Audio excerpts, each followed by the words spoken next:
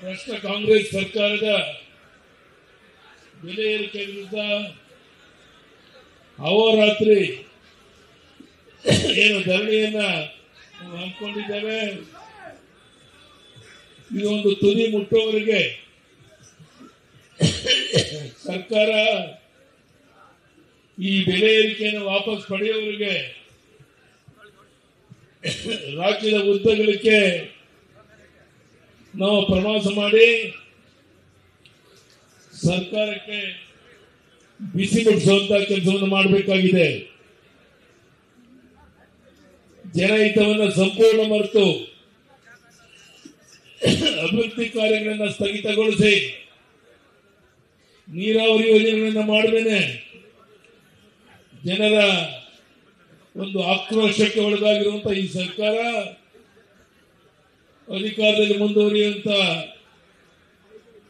ಯಾವುದೇ ನೈತಿಕ ಹಕ್ಕಿಲ್ಲ. ರಾಜ್ಯದ ಉದ್ದಗಲಕ್ಕೆ ನಾವೆಲ್ಲ ಪ್ರವಾಸ ಮಾಡಲಿದ್ದೇವೆ.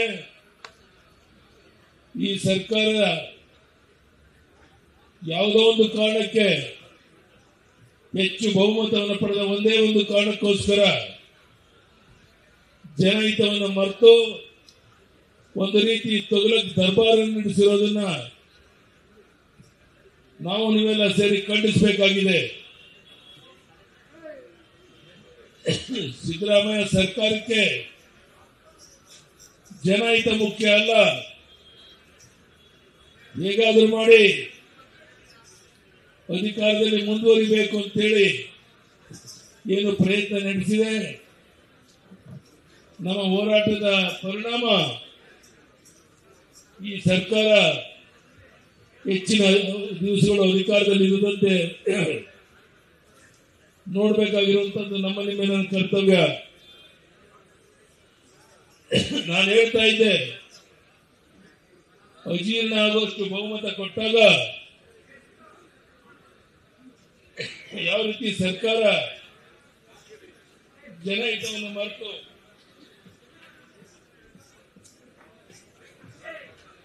ಅಭಿವೃದ್ಧಿ ಕಾರ್ಯಗಳನ್ನು ಮರೆತು ಈ ರೀತಿಯ ಒಂದು ಆಡಳಿತ ನಡೆಸುತ್ತೆ ಅನ್ನೋದನ್ನು ನಾನು ಆಗಾಗಲೇ ಹೇಳ್ತಾ ಇದ್ದೆ. ಇವತ್ತು ನಮ್ಮ ನಿರೀಕ್ಷೆ ಮೀರಿ ಇಷ್ಟು ದೊಡ್ಡ ಸಂಖ್ಯೆಯಲ್ಲಿ ನಮ್ಮ ತಾಯಂದಿರು,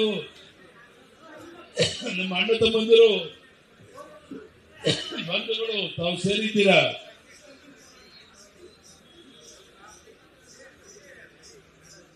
ನಾನು ನಿಮ್ಮಲ್ಲಿ ಒಂದೇ ಒಂದು ವಿನಂತಿಯನ್ನು ಮಾಡುವಂತಹದ್ದು, ನಾವು ವಾಪಸ್ ನಮ್ಮ ಕ್ಷೇತ್ರಗಳಿಗೆ ಹೋದ ಮೇಲೆ ಈ ಸರ್ಕಾರದ ವೈಫಲ್ಯ ವಿರುದ್ಧ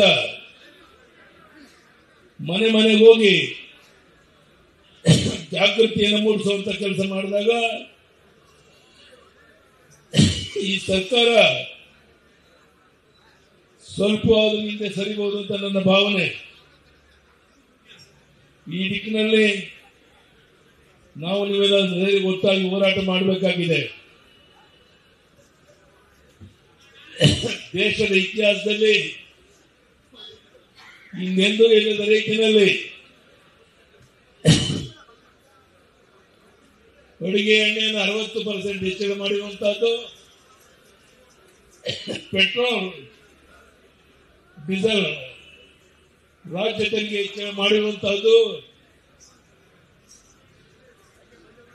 ಸ್ಮಾರ್ಟ್ ಮೀಟರ್ಗೆ अन्य ರಾಜ್ಯಗಳಲ್ಲಿ 900 ರೂಪಾಯಿ ಇದ್ರೆ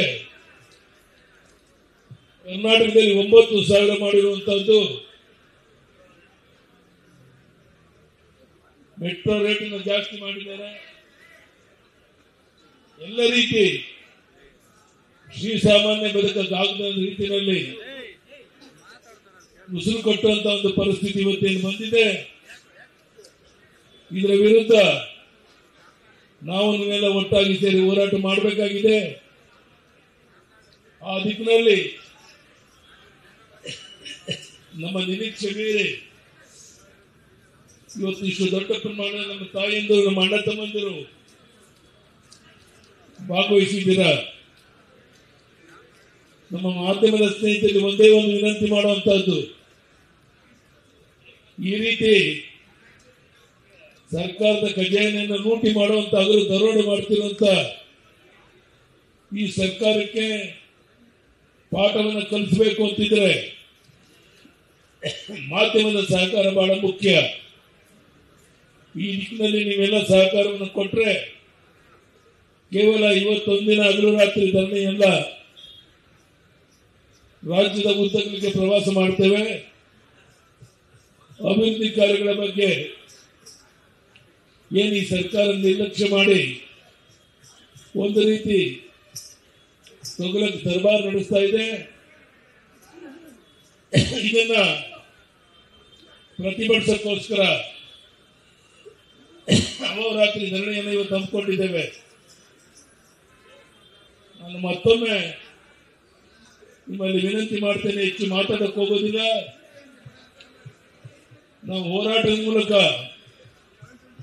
ಈ ಸರ್ಕಾರಕ್ಕೆ ಪಾಠವನ್ನು ಕಲಿಸಬೇಕಾಗಿದೆ. ಈ ಸರ್ಕಾರದ ಉಸಿರು ಕಟ್ಟುವ ರೀತಿಯಲ್ಲಿ ಮೂಗಿಡಿದು ಜನ ಇಕ್ಕಿದ ಕಡೆ ಗಮನ ಕೊಡೋಗಿಲ್ಲ ಅಂದ್ರೆ ಅಧಿಕಾರ ಬಿಟ್ಟು ತೊಲಗು ಅಂತ ಹೇಳುವಂತ ಮಾತನ್ನ ನಾವು ಹೇಳಬೇಕಾಗಿದೆ. ಆ ದಿಕ್ಕಿನಲ್ಲಿ ನಿರೀಕ್ಷೆ ಮೀರಿ ಇಷ್ಟು ದೊಡ್ಡ ಸಂಖ್ಯೆಯಲ್ಲಿ ನಮ್ಮ ತಾಯಂದಿರು, ಅಣ್ಣ ತಮ್ಮಂದಿರು, ಮಾಧ್ಯಮದ ಸ್ನೇಹಿತರು ಬಂದಿದ್ದೀರಾ. ನಿಮ್ಮೆಲ್ಲರ ಸಹಕಾರದಿಂದ ಈ ಸರ್ಕಾರ ಈಗೇನೋ ಬೆಲೆ ಏರಿಕೆಯನ್ನು ಮಾಡಿದೆ,